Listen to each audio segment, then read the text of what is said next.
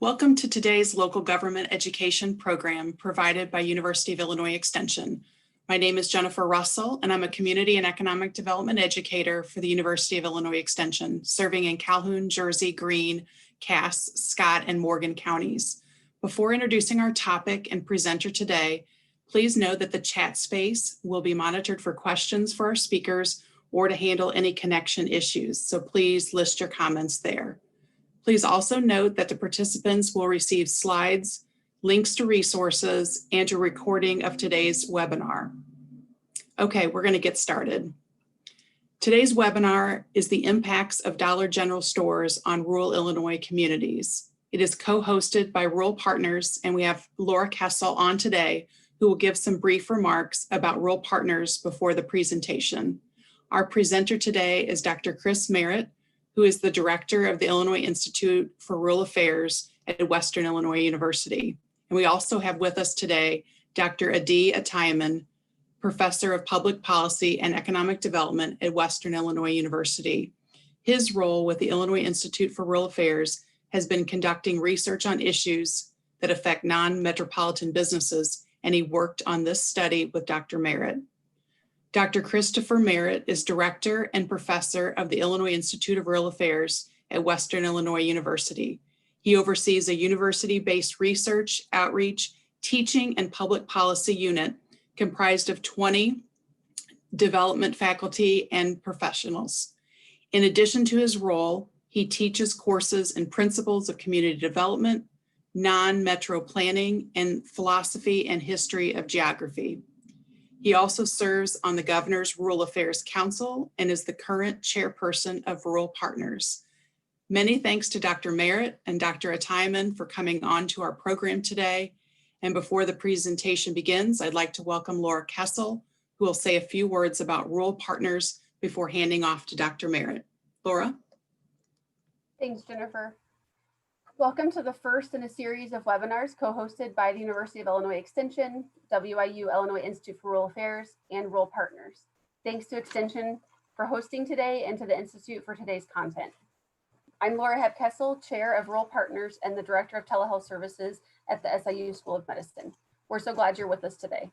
In case you're not familiar with Rural Partners, we are a membership-driven, not-for-profit with diverse representation on our board and in our general membership.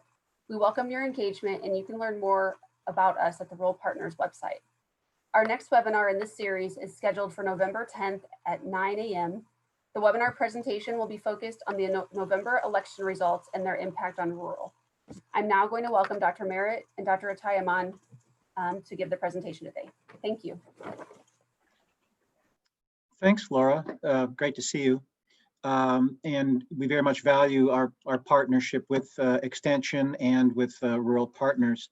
So without further ado, give you a title slide, Impacts of Dollar General Stores on Rural Illinois Communities. And let me start by providing some context. So at the Institute, we're interested in general with community quality of life. And this is obvious to most people, of course, that many rural areas across the Midwest have experienced rural population decline. In a more national level, there's a brick and mortar retail apocalypse, and that was before the global pandemic. And what's been curious to us is that despite these, tremendous macro scale processes, that stores, dollar stores, including Dollar General, continue to grow. And so this is kind of a remarkable economic phenomenon, and we're just kind of interested in what's going on, what's driving this growth, and especially when we know that many other of the large big box stores are closing. Why is there so much expansion into rural communities? Who's benefiting from this growth? And for people who might be on the webinar today, to what extent can communities engage dollar stores, and both in a sort of a supportive idea, or maybe if they're concerned about a Dollar General store coming into the community, what kind of strategies could communities get involved in? And so we're going to report on some specifics of a report that Adi and I completed. And I should also say that this is, we're not posing this as a sort of a definitive report on the topic. It's sort of a research in progress, and we'd very much welcome input from participants here and elsewhere. So to kind of guide the presentation and so you can follow along, we're going to provide an overview of the dollar store growth. We'll talk a little bit about the positives and negatives that we see. And then, of course, you can welcome input from you on that. And then we'd like to take a look at the Dollar General store trading area, just to get a sense of where are they located and what are the demographics in these trading areas. Then we'll talk about some community engagement strategies with dollar stores, and maybe looking a little bit at the differences between rural and urban communities, and then we'll open it up for discussion and questions. So just a general overview, Dollar General stores have been around since 1939. They opened up their 5,000th store in 2001, and as of this year, they have approaching 17,000 stores in 46 states. They're ranked number 112 in the Fortune 500 with over 135,000 employees. That chart on the bottom there is just showing annual employee growth. And so it's really a tremendous presence on the rural retail landscape. To provide some more context, thinking about the other sort of behemoth on the retail landscape, Walmart, compared to Dollar General, Walmart only has around 5,400 stores in the United States, and even smaller is the economic footprint of Target. Thinking about the actual store size, Dollar Generals tend to be around 7,300 square feet with 6 to 10 employees. Walmart, much larger, of course, 30 to 200,000 square feet with the average around 100,000 square feet. Just sort of a visual impact to see the density of Dollar General stores across the United States. And this isn't including the other dollar stores like Family Dollar, for example. So you've probably had a sense of yellow signs popping up across Illinois and across the country, but when you see it on a map, it's even, at least for me, it's really quite impressive. A little bit more context. It was the #1 retailer for opening stores in 2019. 75% of the locations for Dollar General stores are in communities of less than 20,000 people, which are the communities that we serve in the Institute for Rural Affairs. And something that we found very interesting is that when you think about your standard big box store, they have traditionally expanded into areas of economic growth and demographic growth. So you think about Target or Sears or Macy's, for example, they would have been, their growth strategy would be to target prosperous growing suburbs, at least prior to the retail apocalypse. Dollar General, in contrast, is expanding into regions of economic and demographic decline. And so I would suggest that this is kind of a counterintuitive business model. So just to kind of follow up on that point, just a couple of maps. The map on the left is population change by county from the year 2000 up to 2016. And the yellow, orange, and red counties are counties that lost population during that time. And so, Western Illinois, Southern Illinois, a majority of counties in Illinois lost population during this time. Then the map on the right is median household income. And so the lighter the shading, the lower the median household income. And again, Western Illinois and Southern Illinois, you would see lower median household income. So the point here is, looking at decreasing population, lower income households, one wouldn't imagine that that would be a place where a Fortune 500 company would be expanding into, but that's exactly what dollar stores in general, but the Dollar General store specifically is growing into rural areas. And so this is sort of looking at a dot density map showing Dollar General stores, Dollar Tree, and Family Dollar. And then the little table along the bottom is showing percent rural versus percent urban. And you can see that Dollar General in particular is really being, compared to the other dollar type stores, has really been expanding in downstate and into rural communities. This was just kind of a fun and not sure exactly how serious this is, but I enjoyed doing this in a way. It was kind of revealing. This was the Dollar General, on the Dollar General website, and it's a store locator map. And so I thought, well, what does the map look like if I centered it on Springfield, Illinois at the Abraham Lincoln Hotel?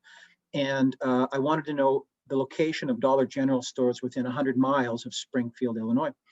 And that's the map that you get, which is pretty remarkable. When you're in an urban area, you sort of can't believe how many Starbucks you see, one in every street corner. And in many ways, Dollar General is the same way. You can see along the left there that from the Abraham Lincoln Hotel, there's 3 within about 1.5 miles so they are ubiquitous, and not just urban areas, but across the rural Illinois landscape. Just a little bit more about the context, looking at growth, comparing Dollar General to Dollar Tree and Family Dollar. You see that the Dollar General are much more plentiful in Illinois, and the Dollar General has been the fastest growing. So the final 2 columns are the annual compound growth rate between 2000 and 2010. You see that the Dollar General in Illinois has been growing at about 5%. So you might wonder, well, certainly a global pandemic could be slowing things down, and it turns out that it is not. COVID-19, as this title to this news article says, that COVID-19 can't slow down Dollar General's expansion. And so I just point out that one of the reasons for its continued expansion is because of its emphasis on the home products category, of which, of course, there were great shortages, especially at the early stages of the pandemic. So just thinking in more general, what are some of the factors driving this kind of economic growth? Well, business researchers will talk about a blue ocean strategy, which is to say, competing where and going into where other retailers are not. So Dollar General is going into low-income rural and lower-income suburban communities. So it's sort of a different geographical strategy. It's more user-friendly than say Walmart. So this is both research, news articles, and anecdotal reporting that there's just people find it easier to shop for basic food items.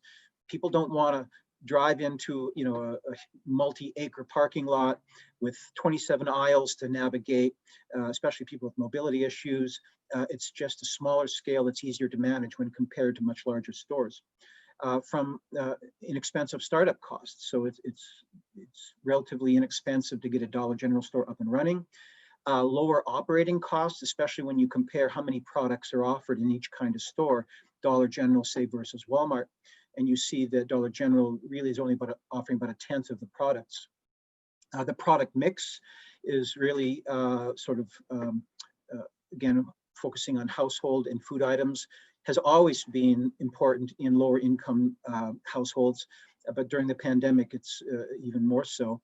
And then the pricing and packaging strategy, where the products themselves, the packages are low total cost, but have a high unit cost per item. And so there's essentially a high profit margin being made on these products in the Dollar General store as compared to, say, Walmart.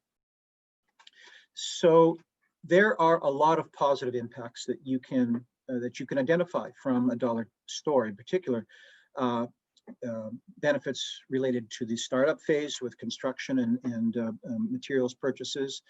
Once up and running, of course, new sales and property taxes. It's viewed as recession-proof and now pandemic-proof as well. It competes effectively against online retailers due to the product mix and convenience.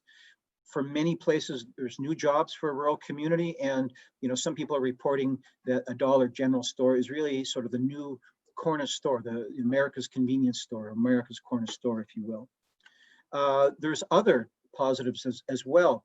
For many communities, if you've lost your grocery store, and we know that this is true in many downstate Illinois communities, it may have been 5, 10, 20, 30 years since a community has had a grocery store. And with the entry of a Dollar General into the community, it's a massive improvement in the quality of life of that community. People will report, and I'm sort of being a pointy-headed academic here, but people will talk about a psychology of decline that many rural communities experience if there hasn't been much investment in, and there's been out-migration and a lack of investment. And having a Dollar General store come into your community is kind of a validation, I think, that there's still value in this community. There's a brick and mortar presence in an increasingly online retail environment. Many Dollar General stores are located in an empty, an empty or underutilized downtown storefront. So, sort of energizing the town square, as it were, and then the convenience factor that we've already mentioned. Well, so absolutely, there are many, many positives, but there are negatives as well. And one of the first negatives that's identified by some communities is that Dollar General will locate in a community where there has been an existing locally owned grocery store. And the Dollar General store, there are several reported examples of the Dollar General store coming in, and then within a year or two, the locally owned grocery store going out of business. And then when the locally owned grocery store goes out of business, what you really see is that there's fewer wages or a lower wage scale and fewer taxes being paid. And that's in part because a Dollar General store typically employs fewer people than a locally owned grocery store. And then there's a question about where do the profits go, and whether the profits are kept locally or whether or not they go back to corporate headquarters. And so there are mixed feelings. While some people will tout the positives, other people will talk about the mixed feelings they have about Dollar General store. This is just one report in Kansas where a Dollar General store came in, and within about 2 years, the locally owned food liner was permanently closed. So I leave that for you to read in more detail after the webinar. There's also some questions about the impact of Dollar General on what we might call the local business ecosystem. And we know that many of the Dollar General stores are locating at the outskirts of town, like presumably where the county road leading into the community meets a busier thoroughfare. And so that may disrupt the local ecosystem, right? Taking foot traffic and car traffic away from downtown out to the outskirts. And some of the most critical perspectives are asking this question, right? That are Dollar General stores a product of economic distress, or are Dollar General stores actually creating economic distress in some communities? And there was a report in the Christian Science Monitor about a year ago that was at least posing this point that dollar stores are betting on a permanent underclass that will serve as their primary clientele. Now, not everyone buys that argument, but that's some of the commentary that's directed towards Dollar General. And so, again, thinking about your own community, where is the Dollar General store located in your community? How has it affected your downtown? Is it located in a strip mall at the outskirts? There are some communities where the Dollar General is the absolutely most peripheral retail outlet, right? It's the closest to the busy thoroughfare. And yet there are other examples where the Dollar General is located right downtown. So, and I've heard from people who've been developers of Dollar General stores that one of the factors beyond simpler broader strategic issues is that from a supplier perspective, you just need to have a turnaround space for the trucks, right? So in some downtown areas, there's just not room for that kind of thing. But anyway, sort of an interesting question for your rural community: where and why? Where is the Dollar General store located, and why is that so? And thanks to Adi for much of his data mining. What we were interested in is seeing what are the demographic characteristics of the local retail area for Dollar General versus Dollar Tree and Family Dollar. And it's kind of a busy table for a webinar, but what I've done here is I've shaded the block where that value is either the number 2 or number 1 ranking. And so under the Dollar General, under rural, we see, so Dollar General, again, are the most rural or have the highest proportion of their sites in rural areas. They have, if it's a rural county, it's the smallest average population. What we see is that it's the second, the trading areas are second oldest, if you will, are tied for the lowest educational attainment level, smallest number of housing units in rural areas, and you can see and the lowest income. So just trying to give you a sense of the Dollar General really is going towards the smaller population and lower income areas. And that, again, it raises questions: how can a business thrive under those conditions? And it's kind of an interesting phenomenon. So there are many strategies that communities have employed. And let me just say that many communities have actively recruited Dollar General stores and see them as an asset. For those communities that are skeptical, they've employed a number of different strategies to either shape the way that Dollar General stores come in, or they've resisted entirely. So one of the strategies that is used is by using zoning to put limits on so-called formula businesses. Now, a formula business is like a chain, right? Where no matter where you are, it kind of looks the same, right? Same external decor or design, same interior product mix. And so that's because it uses a formula as it goes in. And so some communities, urban places with a strong zoning code can put those kinds of limits. Some communities have used what is called a dispersal policies, where you say there has to be a minimum distance between a particular chain store. And Tulsa, Oklahoma is a well reported example of this. There was a report last year in the New York Times of how minority communities were concerned that too many chain stores were crowding out locally owned stores. And they used a city council member used this strategy. And then you can use the zoning policies to put in what are so-called conditional uses.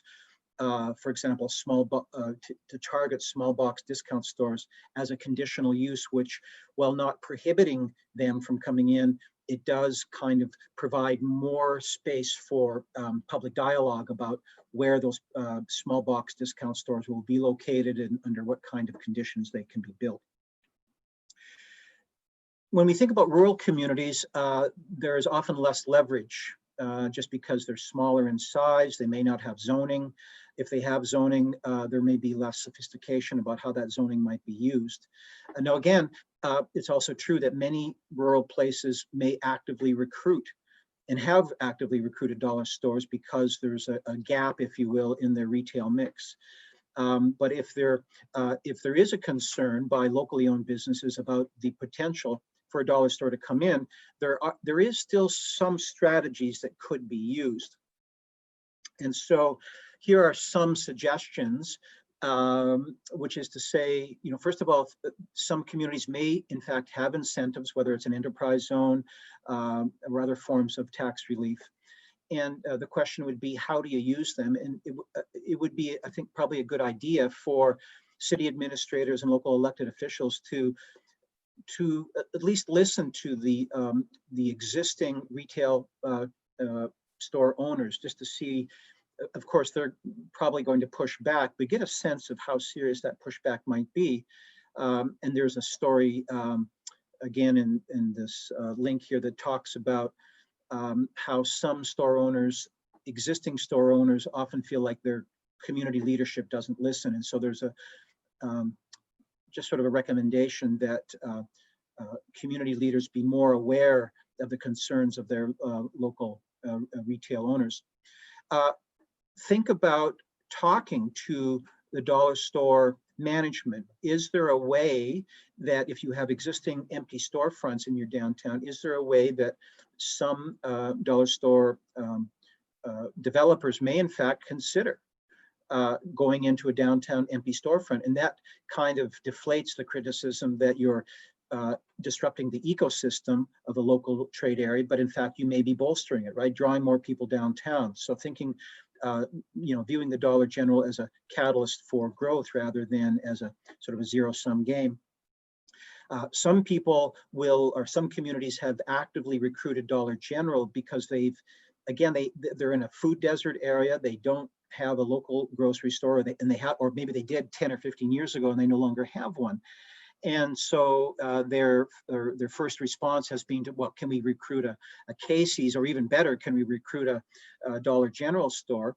And we'd like to suggest that there's an alternative, which is a community supported enterprise. And I suggest that our colleague, Adi, and my colleague, Sean Park, has been working in a couple of downstate communities on community supported, essentially rural grocery stores. And we sort of have a new strategy for having community ownership of expanded retail in your community. And there's a report that was done on Sean's work in the New York Times that you might find interesting.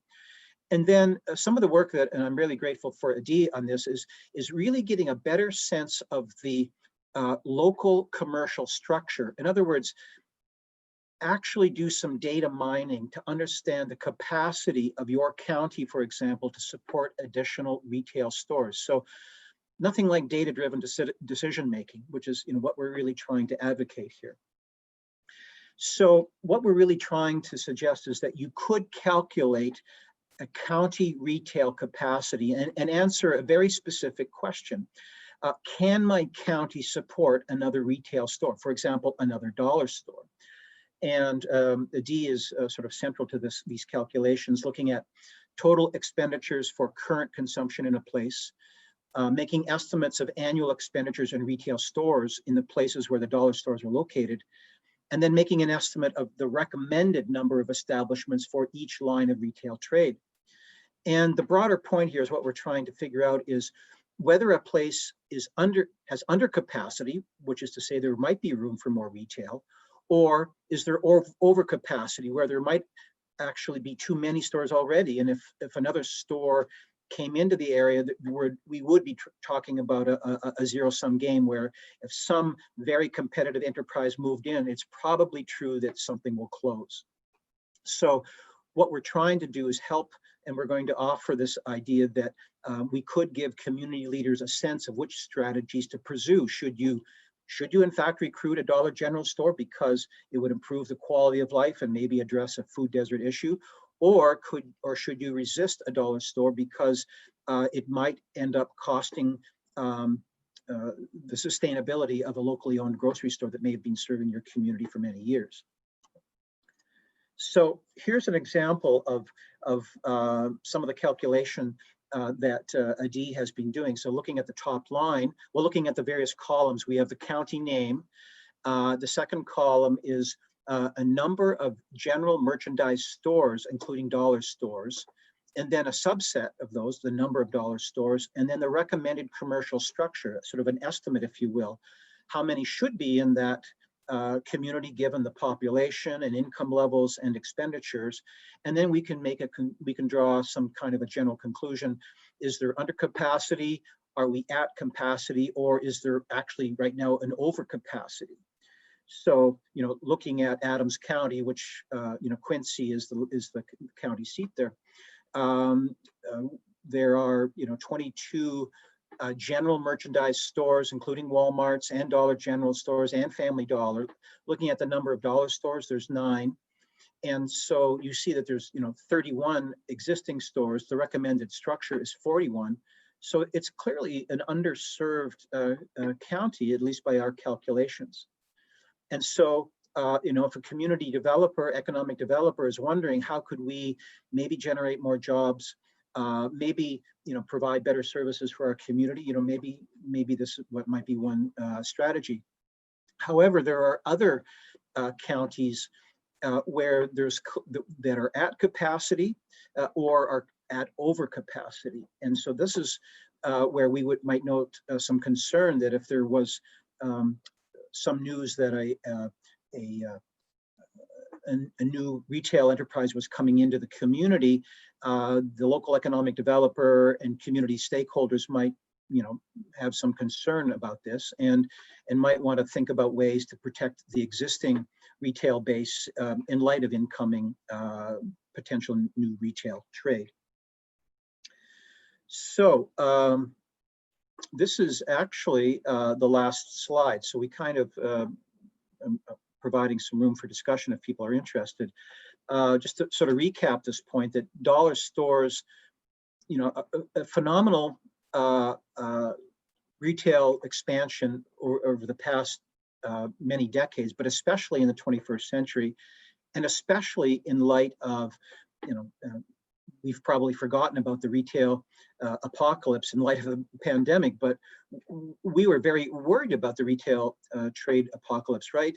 Malls closing, big box stores closing, and yet, in spite of all of those closures, Pier 1, whatever these stores might be, Dollar General has continued to grow, and it's really remarkable.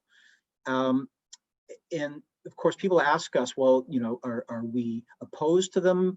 Do we support them? And what we think, and I'll let Adi, I should maybe Chris thinks, and Adi should give him his own voice. We think that there are very much mixed impacts. And one of the reasons why we're trying to offer some data here is to not offer blanket praise or blanket condemnation. What we would rather do is provide some data so that you can make a sort of an informed decision about what's best for your community.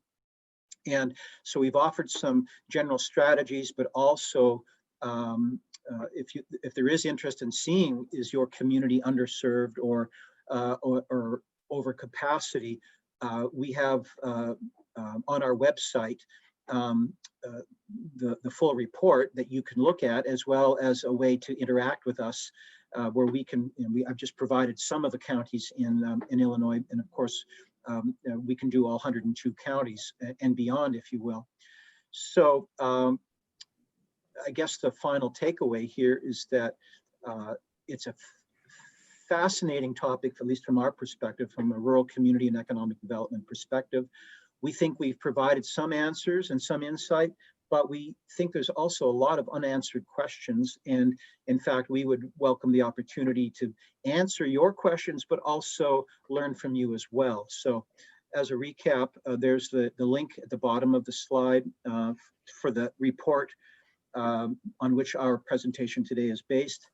And then there's some contact information for Adi and myself, and then the website for the Institute for Rural Affairs, where we have other reports as well. I'll say thank you again to Extension and to Rural Partners for being great colleagues. And I guess at this point, I'll hand it back to Jennifer. Sounds great. Thank you, Dr. Merritt. We do have time for questions, and thank you for putting up your slides so that participants can contact you directly if we run out of time or they don't get to their question answered. We do have some comments, so I wanted to probably share those first with you, and then please feel free, if you're listening, you have some questions, go ahead and put those in the chat box, and I'll be able to present those to our presenters here today. So the first comment just says, unfortunately, no fresh food and poor quality health foods, taking advantage of our rural populations. I don't know if you want to comment about that at all, but. Yeah, so I think that's often a comment that's made. I think what's interesting about this is that somebody reached out from Dollar General 2 days ago when they saw that this was being announced. I gave a report on WGLT Public Radio earlier this week, and somebody from Dollar General actually reached out to me and wanted to spend 30 minutes with me to talk about, and I gave them the 3 different times, including this morning. They never followed up, so I'm not sure. But I've read some of their press releases and their annual reports, and what you'll see is that their sort of current expansion plans do include increased fresh foods and expanded, I think at least by some people's standards, healthier food. Some people will talk about food deserts. My colleague Sean Park will also talk about a food swamp, which is to say, yeah, there's food there, but it's low quality. And so, and Dollar General has been, some people have absolutely directed that comment towards Dollar General. And they make that point in particular if a locally owned grocery store was forced out of business and the only remaining sort of retail outlet of any size is the Dollar General. And so that is, I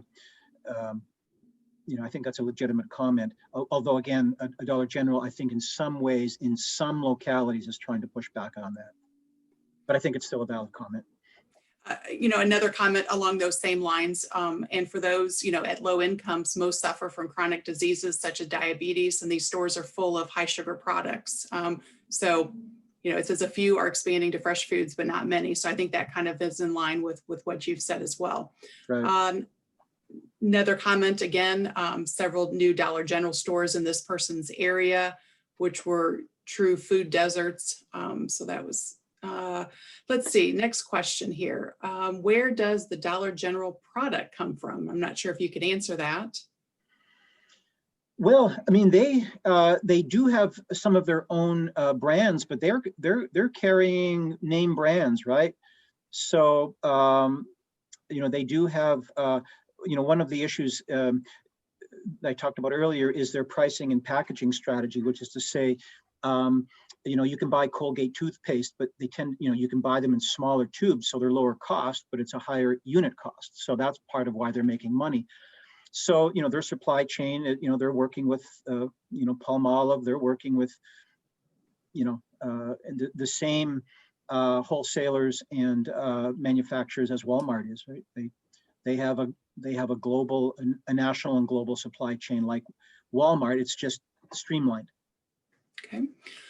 Here's another question. How does a small community make contact with Dollar General to bring a store to their community? Right. So, go to their website. They may or may not get back to you, but if you're interested as a community stakeholder, I would say work with your local economic developer, and if that doesn't work out, it turns out I actually have a phone number from the Dollar General public relations office that talked to me earlier this week. So I'm not sure she'll actually answer my emails now, but so you can go to the website. It's actually a fairly informative website, and they have consumer relations, investor relations website there. So that would be one place, and then working with your economic developer. Okay. And DCEO, if you work with your local DCEO, Department of Commerce and Economic Opportunity outreach person. I just want to mention that Nancy has put the full report from your website into the chat box, so people can click onto that. The next question says, Dollar stores offer a limited selection of food. Do you feel they are a threat to mom and pop grocery stores? Yes, they are. Especially when you think about how some of the mom and pop grocery stores are often decades old. Grocery stores already have very narrow profit margins, and we know that our colleague Sean Park actually owned and managed an IGA grocery store in Rushville for 10 years, and so he understands that with narrow profit margins, it's difficult to maintain your compressors and freezers. And of course, that increases spoilage. So there's all kinds of reasons why a dated mom and pop grocery store struggles against a new Dollar General, right? It's not just cost for the product. The mom and pop grocery store has higher fixed costs typically. I want to go back to a previous question. Somebody asked, well, how do you recruit a Dollar General store? And what I would say is, if you're really interested in healthy foods, you might really think about a community-supported enterprise. And again, I mentioned Winchester, Illinois has Great Scott Grocery, and then Mount Pulaski, I think it's called Grocer on the Hill. You can look up those. Those are community-owned grocery stores that we helped to jumpstart. It does involve a lot of really, really hard work on the part of community leaders. But if you're going to go work to trying to recruit a Dollar General store, it might be worth investigating at least a little bit. What would it take to start a community-owned grocery store? That way you'd get healthier foods as a starting point. You might be able to link with local farmers to bring produce into your community-owned grocery store. And there's other ways that you could potentially offer healthier foods. Okay. There was another question about where are the links to the slides, and those will be sent out to all participants later in the day, so you'll have access to those. Next question says, would the under or over assessment change if it were dollar value of sales rather than number of stores? That's a great question. I'm not sure if Adi is still on to answer that question. Yeah, I'm here, Chris. When we calculated the over, under, or demand supply gap, we took the total spending in variety stores in the county, and then took the sales per variety store in the county and came up with a number. So it's essentially total spending is the numerator and sales per store is the denominator. So it's not going to change. And this is why we said in the report that this is just one indicator. And if you want to really think in terms of data-based decision making, then you need to have multiple indicators. And one of the papers that we are doing now is essentially combining multiple indicators to gain insights into go, no-go decision in terms of inviting Dollar General or dollar store to your county. Thanks, Adi. Thank you. Let's see. I think, there were several questions about how those were calculated, so I think you've answered that. Let's see what this next one. Low-income staff and not enough staff to maintain the stores. So maybe we're just getting some, comments about, what they're seeing in their neck of the woods at their particular store. So, there's an interesting article done on Slate magazine.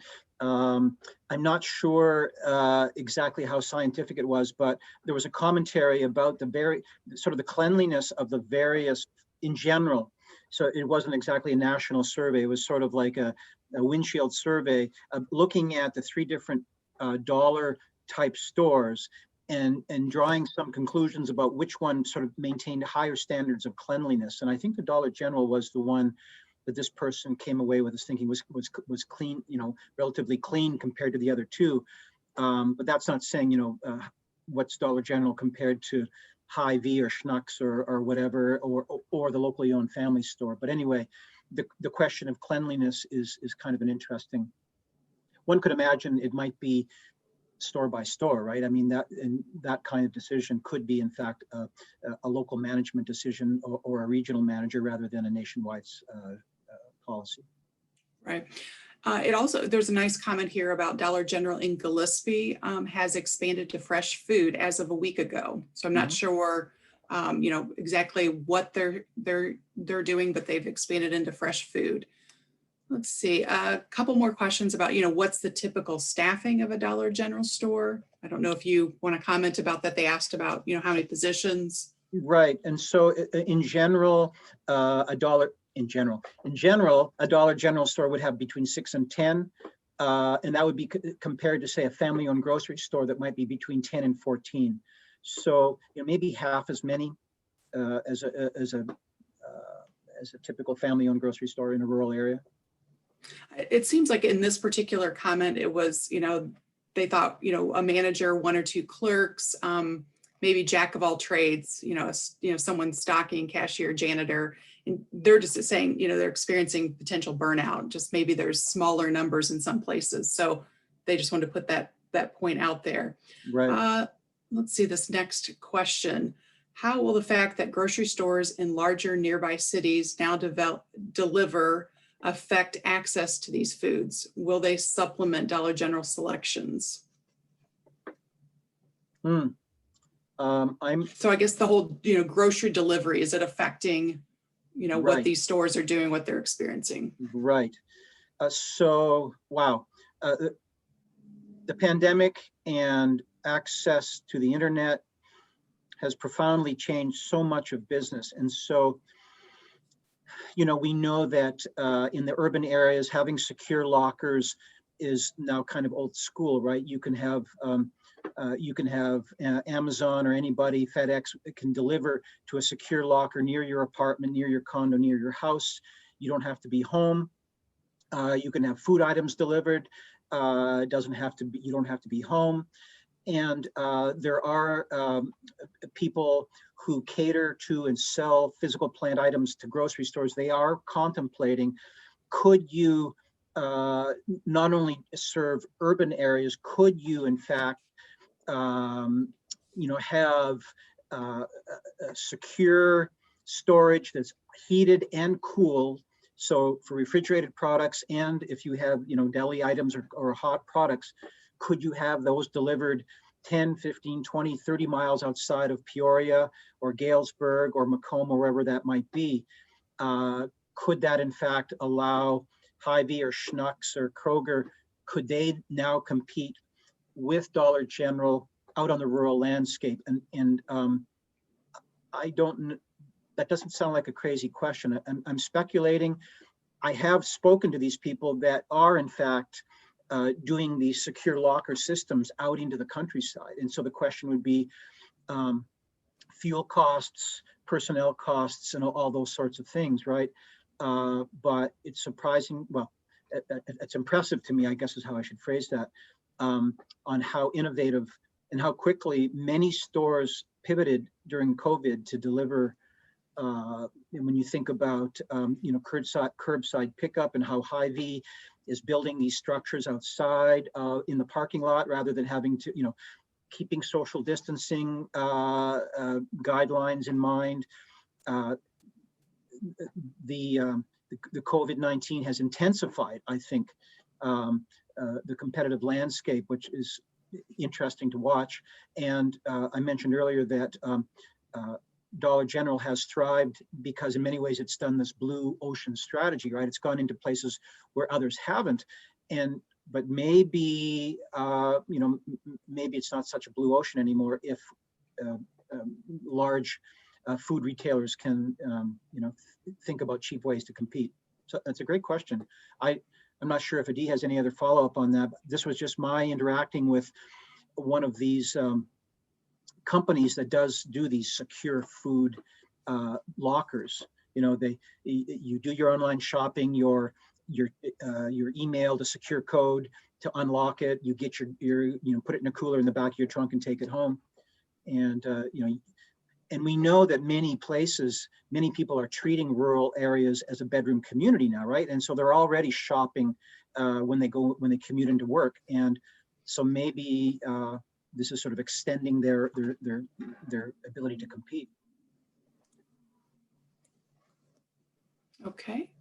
I'm not sure if you're aware, this particular person just said our local independent grocery store has discontinued taking WIC. Do you know if Dollar General takes WIC? That's a great question. I don't have an answer for that. Okay. Let's see. Didn't Talone also start a grocery store using community support, or CSE? That's what the person said. Toulon, sure. Yes. Yeah. Okay. Exactly. Yep. Okay. Let's see here. What creates pockets of poverty and eventually ghost towns drive away or close producer businesses that those buy from friends and sell to strangers? Are we dealing with symptoms here? Okay. Well, I mean, so there are better than 25% of the rural county, better than 25% of the counties in Illinois had populations that peaked a century ago, right? So slow population decline for decades and decades. And part of that, is agricultural technology. The county, so I'm in Macomb, which is McDonough County.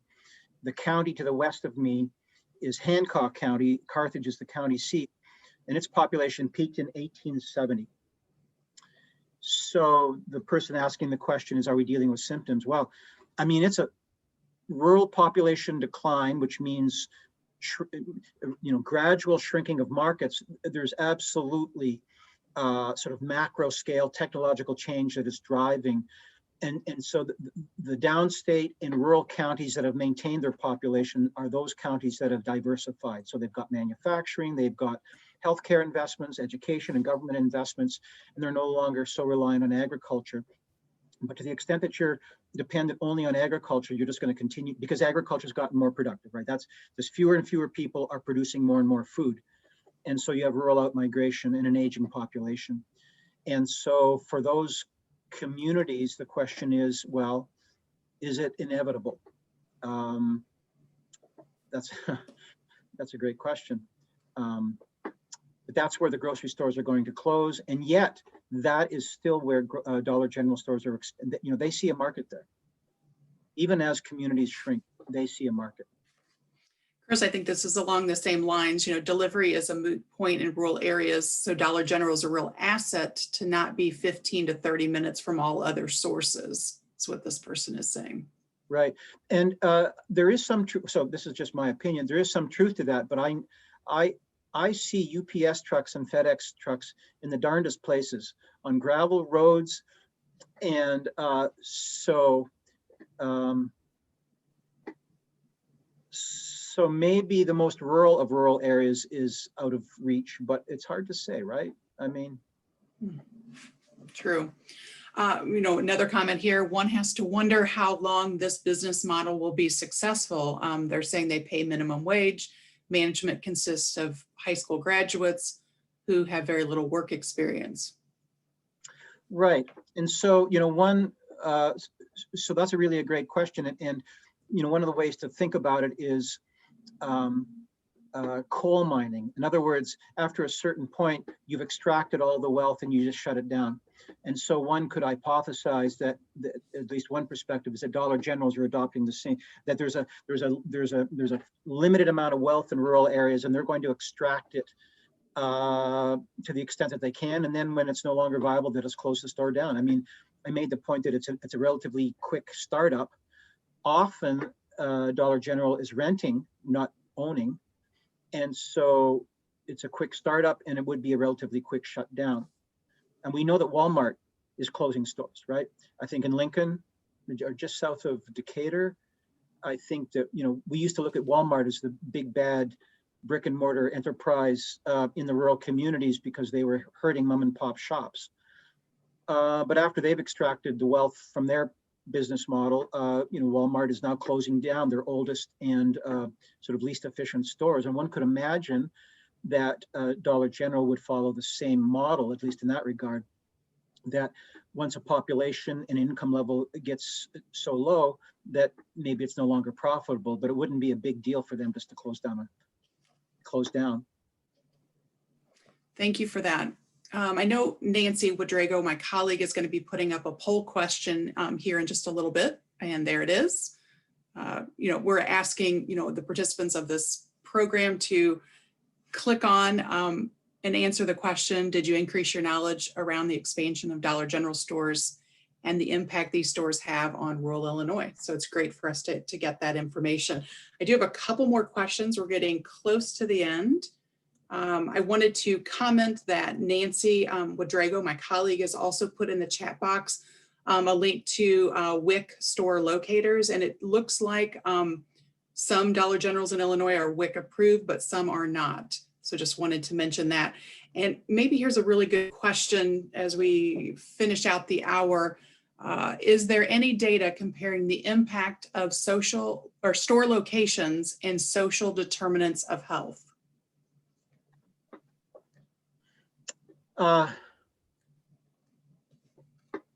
So the short answer is yes, that data exists.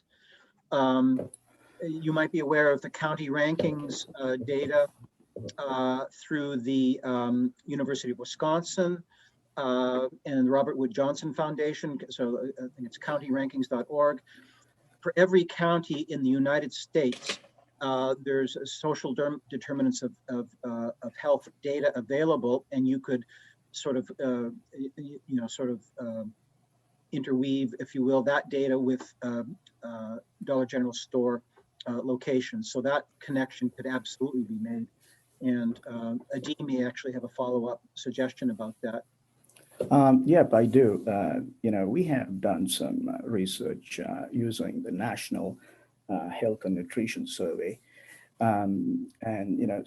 Most of those papers, including the recent impact of COVID-19 on nutritional intake and so on, they are online on our website. And I could actually post a couple of links to to highlight, some of the relevant papers, which include data from different sources, including American Community Survey and the National Health and Nutrition Survey. I will do that. Thank you. Just a few things. There are a few people that posted in the chat box about whether or not their Dollar General takes WIC. So again, I think that's something not as consistent around the state, but maybe something to look into a little bit further. Mm-hmm. And, I think here we're getting really close. Just this last comment, Dollar General has literacy as a supported idea and has given some people in small towns management opportunity, and ours has done a good job with a local to be the manager. So that was one of the last comments we have on here. So I just want to remind our participants that you will be receiving presentation materials from today's webinar later today. You may also visit our website to register for future webinars. That link is go.illinois.edu/LGE, and we'll put that in the chat box here in just a second. But I want to thank our presenters and thanks to all of you who've had interest today. We really appreciate it. Let's see, we're getting a few comments. Thank you, wonderful presentation. Well, thank you for the opportunity. I had someone who wants me to confirm that Dollar General around Central Illinois does not accept SNAP. So I wanted to let people know that. A number of people saying thank you, excellent, so interesting. So I just wanted, and again, many thanks to our presenters. So with that, we'll close out today's program. Thank you, Dr. Merritt.